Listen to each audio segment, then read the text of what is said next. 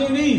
भारत सरकार जिन्नी मर्जी डरावे, जिन्नी मर्जी धमकावे, तुसीं इत्थे बाहर रख के निर्भयता का संदेश दिता है भी भाई कर लो जो करना, असीं इत्थे ही खड़े हाँ ते इदां ही डट के आवाज बुलंद करते रहांगे।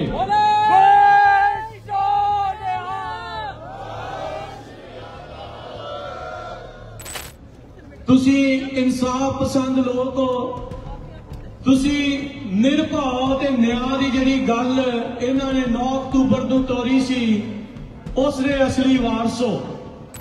जिथे भारत की सरकार ने पंजाब दे विच भारत के बहुत सारे हिस्सों दे विच सिखां नूं 1984 दे विच तो के शहीद किया, वो गल उत्थे नहीं रुकी। 40 साल बाद आपां देख रहे हैं भी भारत की सरकार अज बाहरले मुल्कां दे विच जिथे सिंह सिंगड़ियां आवाज बुलंद करते हैं, उन्होंने भी इत्थे भी मगर पै गए आ।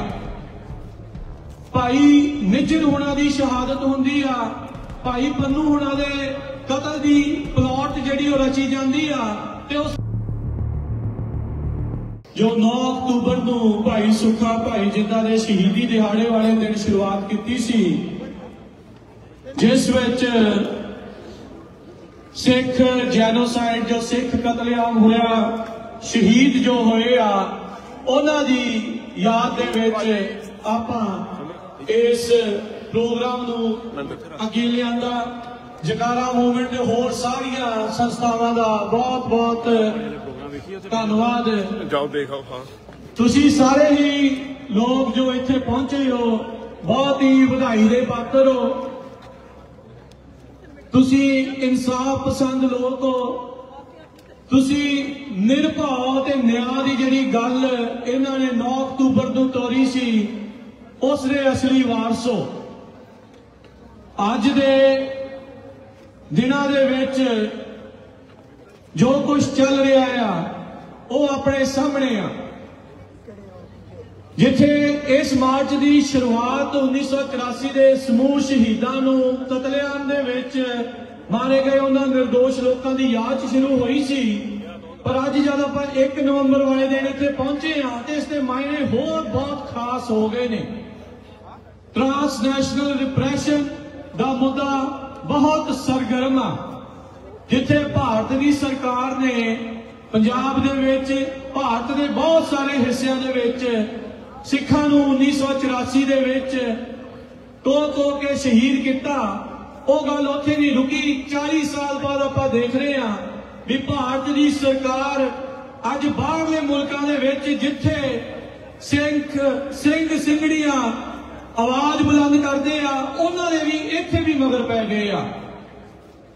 भाई निजर होना की शहादत होंदी आ, भाई पन्नू होना दे कतल की प्लॉट जिहड़ी रची जाती आ, ते उस तो इलावा होर बहुत सारे जिहड़े सिख एक्टिविस्ट आ जानों मारन दी धमकियां उन्होंने थ्रेट जिहड़े मिले आ।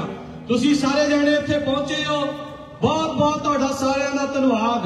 जब 9 अक्तूबर नूं शुरू होया सी आपां नूं पता नहीं सी भी किद्दां दा माहौल बनना आ। अज तक इदां दा काम होया नहीं। 350 मील कोई कौम तुर के जिहड़ी आ वो पहुंची होवे।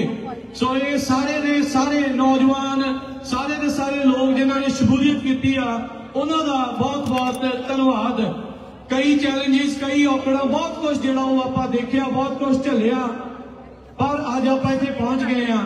महीना पहलों शुरुआतां होईयां, सोचते सी किद्दां होऊगा किवें होऊगा।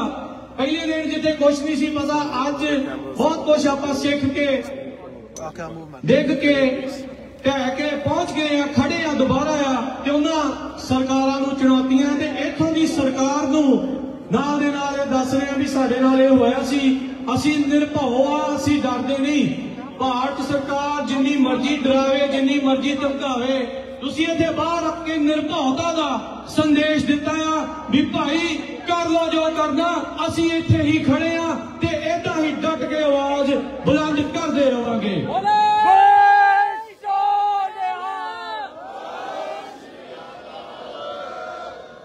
अपने कोल बहुत सारे पतवंते सज्जन पहुंचे आ, उन्हां दे भी आपां विचार सुनने आ।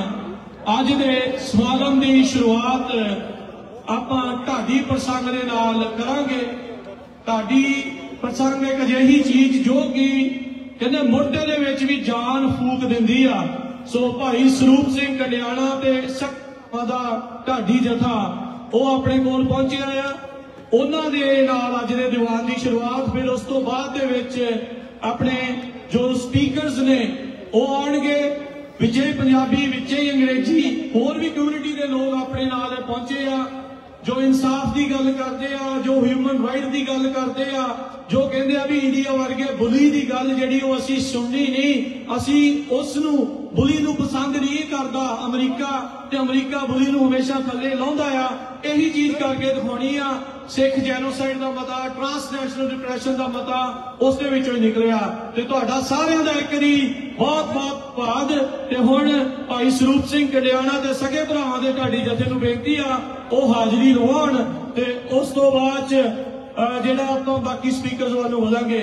बाकी गुरुद्वारा साहिब रोजविल दा बहुत बहुत धन्नवाद जिन्हां ने लंगर की सेवा की है, जिन्हां ने पैदल नाल चल के आए हैं, लंगर छकना है, नाल नाल छक भी सकते हैं, ते समागम जिहड़े आ वो लगातार इदां ही चलदे रहण।